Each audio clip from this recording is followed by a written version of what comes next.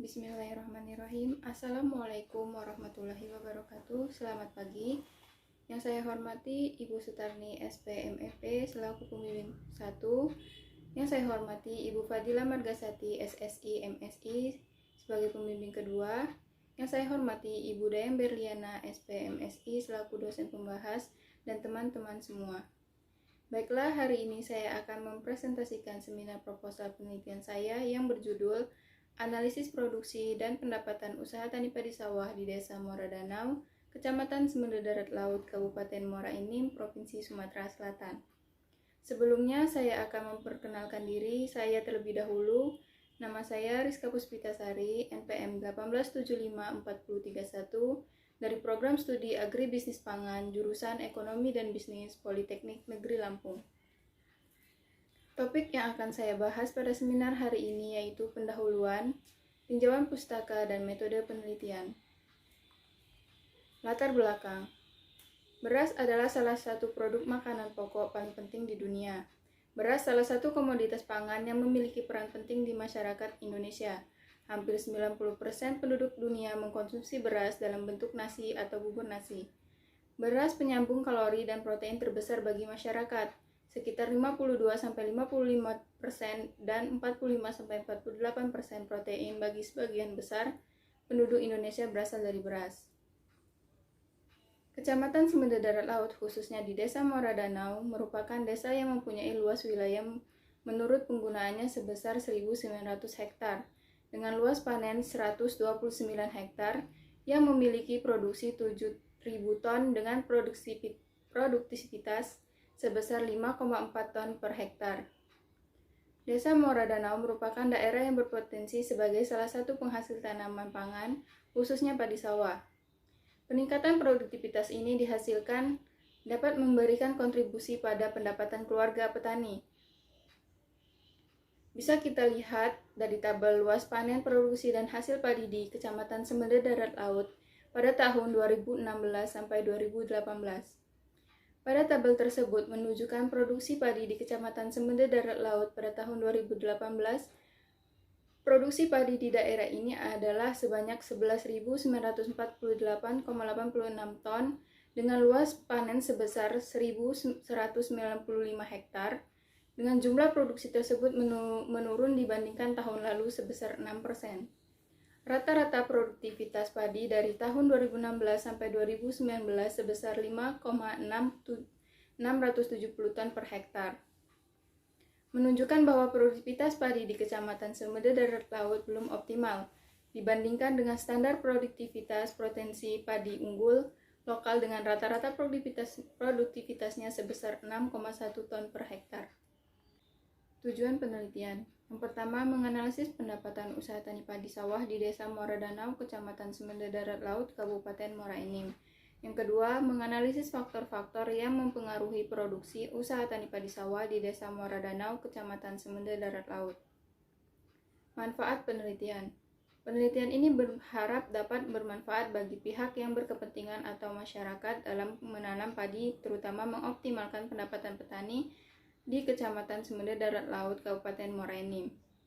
Hasil penelitian ini diharapkan dapat membantu sebagian bahan referensi dan perbandingan bagi peneliti berikutnya yang akan melakukan pengkajian masalah yang relevan. Bagi mahasiswa atau mahasiswi perguruan tinggi Politeknik Negeri Lampung, diharapkan penelitian ini dapat menambah ilmu pengetahuan, khususnya di bidang usaha tani padi dan sebagai referensi penelitian sejenis. Kerangka pemikiran. Analisis usaha tani ini memiliki 3 unsur penting, yaitu input, produksi, dan output.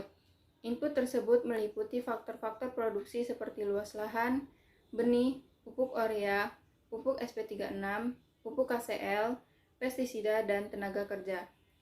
Analisis Cobb-Douglas, biaya, pendapatan, dan unsur lainnya yang satu sama lain saling berkaitan.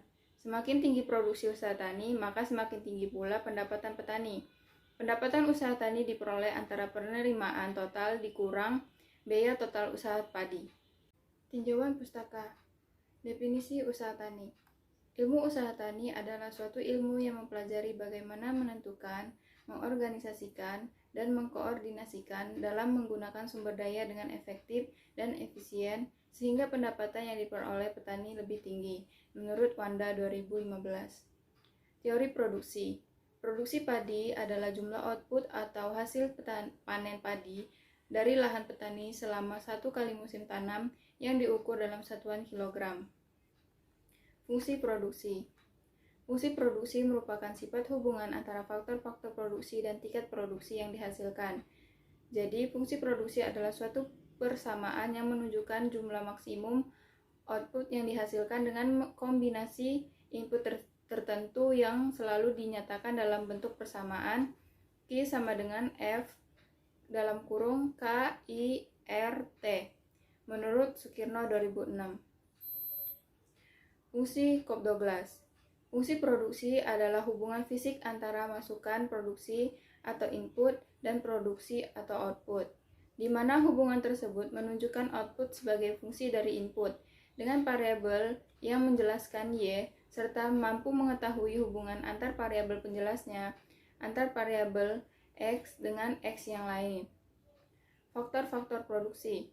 Faktor produksi dalam suatu kegiatan usaha tani selalu melibatkan faktor-faktor produksi atau input. Untuk menghasilkan suatu produk atau output, faktor-faktor tersebut seperti luas lahan, benih, pupuk urea, pupuk SP36, pupuk KCL, pestisida, dan tenaga kerja. Penelitian terdahulu. Berdasarkan penelitian tersebut, disimpulkan bahwa adanya pengaruh faktor-faktor produksi seperti luas lahan, benih, pupuk, dan tenaga kerja pada pendapatan usaha tani dengan menggunakan metode analisis Cobb-Douglas dan analisis pendapatan, maka perbedaan penelitian terdahulu dengan penelitian saya yaitu mengenai lokasi, jumlah populasi dan sampling, waktu pelaksanaan, dan penambahan variabel seperti pestisida, pupuk SP36, dan pupuk KCL. Metode penelitian.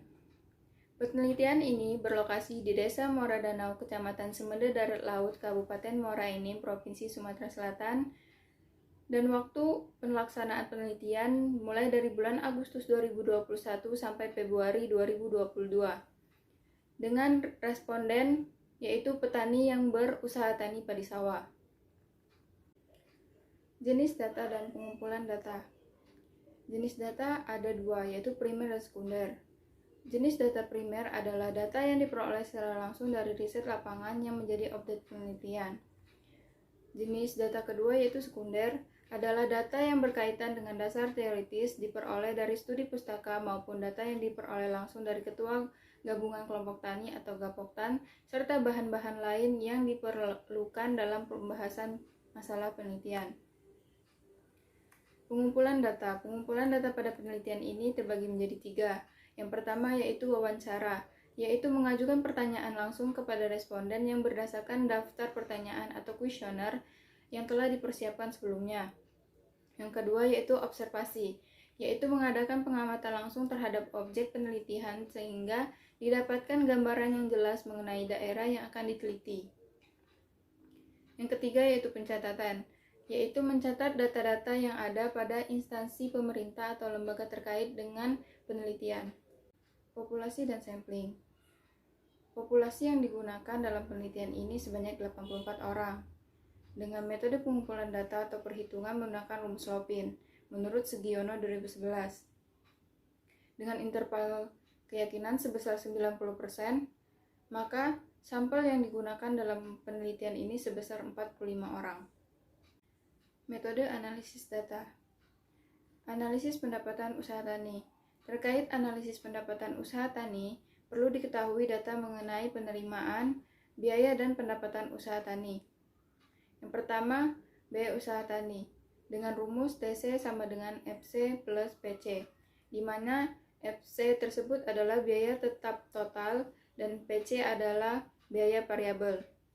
Yang kedua, ada penerimaan usaha tani, dengan rumus TR sama dengan Y dikali PY, di mana Y adalah produksi dan PY adalah harga komoditi padi. Yang ketiga, ada pendapatan usaha tani, dengan rumus V sama dengan TR min TC, di mana TR tersebut adalah penerimaan total dan TC tersebut adalah biaya total. Selanjutnya ada produktivitas. Produktivitas sama dengan produksi dibagi dengan luas lahan. Kemudian analisis RC rasio dan BC rasio. RC rasio sama dengan TR dibagi TC, dan BC rasio sama dengan V dibagi TC, di mana TR tersebut adalah penerimaan total, TC tersebut adalah biaya total, dan V adalah pendapatan usaha tani padi. Analisis fungsi COP12 atau regresi linear berganda. Model analisis ini digunakan untuk mengetahui hubungan antara luas lahan, tenaga kerja, pupuk urea, pupuk SP36, pupuk KCL, pestisida, bibit terhadap produksi padi. Selain itu, untuk mengetahui sejauh mana besarnya pengaruh antara variabel bebas dan variabel terikat, kita menggunakan rumus ln Y sama dengan A plus beta 1 ln X1 ditambah beta 2 ln X2 dan selanjutnya. Dengan keterangan Y adalah produksi padi, X1 adalah luas lahan, X2 adalah tenaga kerja, X3 adalah pupuk urea, X4 adalah pupuk SP36, X5 adalah pupuk KCL, X6 adalah pestisida, dan X7 adalah bibit, di mana A adalah konstanta, beta 1, beta 2, dan selanjutnya adalah koefisien regresi, dan V adalah error term.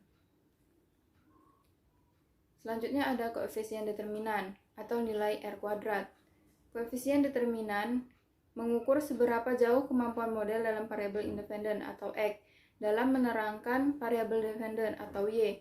Koefisien determinan digunakan untuk menghitung seberapa besar variabel dependen dapat dijelaskan oleh variasi variabel-variabel independen. Uji hipotesis. Pengujian hipotesis bertujuan untuk mengetahui apakah suatu persamaan regresi yang dihasilkan, baik untuk mengestimasi nilai variabel bebas, diperlukan pembuktian terhadap kebenaran. Pengujian hipotesis dilakukan dengan cara yang pertama, statistik uji bersama-sama atau uji F. Yang kedua ada statistik uji parsial atau uji T. Selanjutnya ada uji asumsi klasik. Suatu model dikatakan baik untuk alat prediksi apabila mempunyai sifat-sifat tidak bias linear terbaik suatu penaksiran. Yang pertama ada uji normalitas data.